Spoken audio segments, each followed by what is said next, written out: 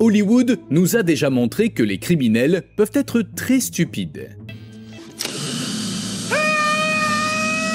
En fait, ces criminels sans cervelle existent aussi dans la vie réelle et aujourd'hui, nous allons vous montrer le plus stupide d'entre eux. Alors, restez avec nous sur Bon à savoir. Commençons par le voleur le plus maladroit de tous les temps. Lorsque ce criminel a pensé cambrioler un magasin de vaporisateurs, où il n'y a probablement pas vraiment pensé, son arme lui a glissé des mains. Ensuite, il n'arrive pas à escalader le comptoir pour la récupérer et décide de quitter le magasin sans arme et donc sans butin. Et enfin, en sortant, son pantalon glisse. Mais même s'il avait réussi son cambriolage, il n'aurait pu voler que 100 $. Venons-en maintenant à un criminel qui a donné lieu à l'arrestation la plus rapide de l'histoire criminelle de la Californie. C'est là qu'un homme appelé Jesse Berube avait un plan particulièrement astucieux pour s'introduire dans une maison. Enfin, du moins, c'est ce qu'il pensait. Il est monté sur le toit et a même grimpé dans la cheminée pour, pensait-il, entrer facilement dans la maison. Mais Berube s'est soudainement retrouvé coincé dans l'étroit passage en briques sans pouvoir ni entrer ni sortir. Dans sa situation d'urgence désespérée, il a finalement décidé d'appeler la police. Ils en ont d'abord ri, puis sont venus libérer le cambrioleur maladroit et l'ont placé en garde à vue immédiatement après. Pour se venger de son licenciement, un employé nommé Alexander Goldinski a imaginé l'action suivante. À un moment où il pensait ne pas être observé, il a simulé une chute après avoir déversé lui-même des glaçons au sol. Il a alors appelé ses collègues à l'aide qui ont alerté une ambulance pour transporter l'homme prétendument blessé. En plus d'une facture d'hôpital onéreuse, l'entreprise devait également payer de fausses séances de kinésithérapie. En contrepartie, Goldinski renonçait à demander des dommages-intérêts.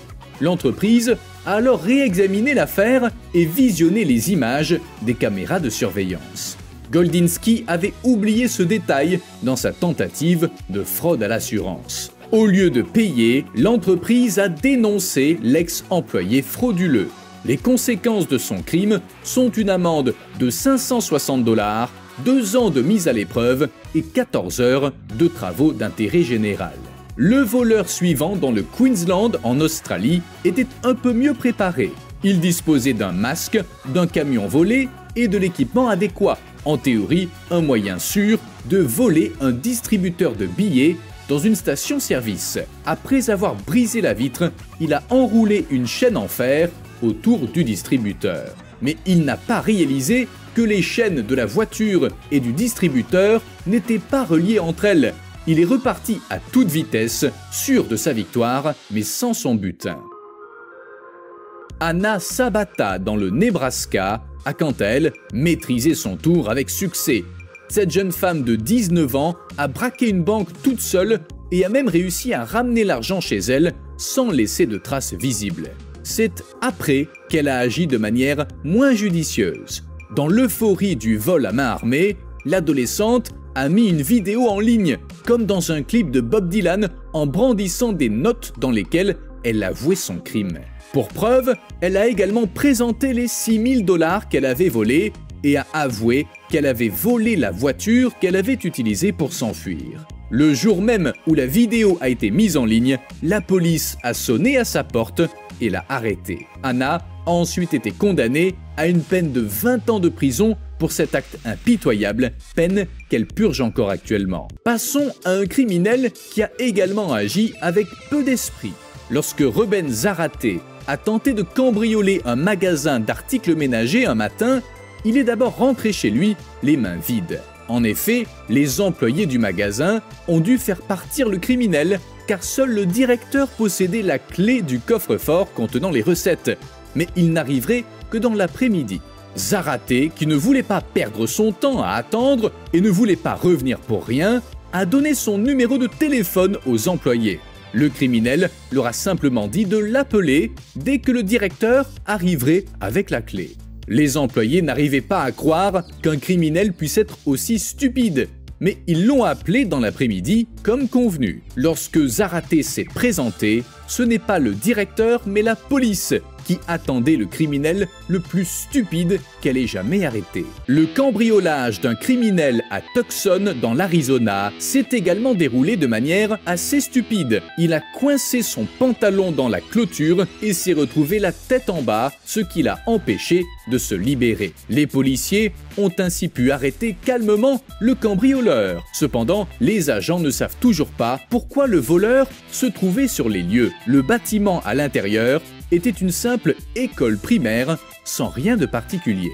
Comme l'a montré l'affaire de la braqueuse de 19 ans au Nebraska, il n'est pas très malin de partager ses activités criminelles avec le monde entier sur les réseaux sociaux. Mais l'adolescent Rodney Knight Jr. a prouvé qu'il pouvait être encore plus stupide. Après s'être introduit dans une maison et avoir volé 2 ordinateurs portables ainsi que 400 $ en liquide, le jeune homme de 19 ans a posté une photo de lui et de l'argent sur Facebook. Malheureusement, il ne l'a pas fait à partir de son compte, mais à partir de celui de sa victime, qui était encore connecté. Rodney a été rapidement arrêté par la police et sa victime a non seulement récupéré les 2 ordinateurs portables, mais aussi son argent. Même ces voleurs de bijoux moins professionnels réfléchiront certainement davantage aux outils adéquats avant de commettre leur prochain crime.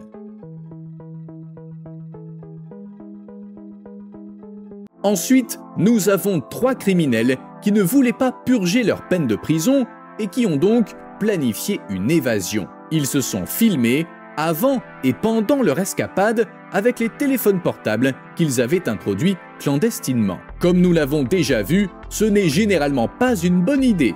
Bien que l'opération ait été couronnée de succès, ils ont tout de même été arrêtés une semaine après leur crime et renvoyés dans leurs cellules. Les policiers n'ont pas eu besoin de beaucoup d'aveux de la part des fuyards, puisqu'ils ont également confisqué les téléphones portables des criminels sur lesquels était stockée la vidéo de 15 minutes de leur fuite.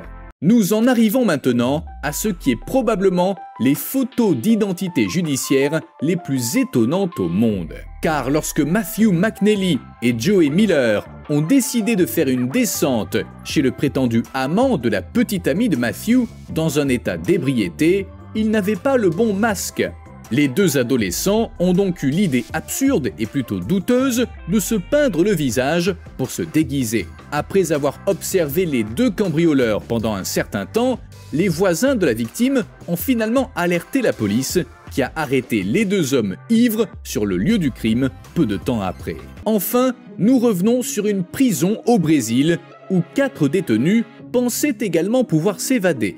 Leur plan simple semblait même fonctionner au début. À l'aide d'une tige métallique qu'ils avaient extraite d'une douche, ils ont creusé un trou à travers le mur de leur cellule sans se faire remarquer. Lorsqu'il a semblé assez grand, le premier a réussi à passer à travers et a pu s'échapper immédiatement. Immédiatement après, le deuxième criminel, Rafael Valata, a également essayé de passer par le trou, mais il s'est soudainement retrouvé coincé.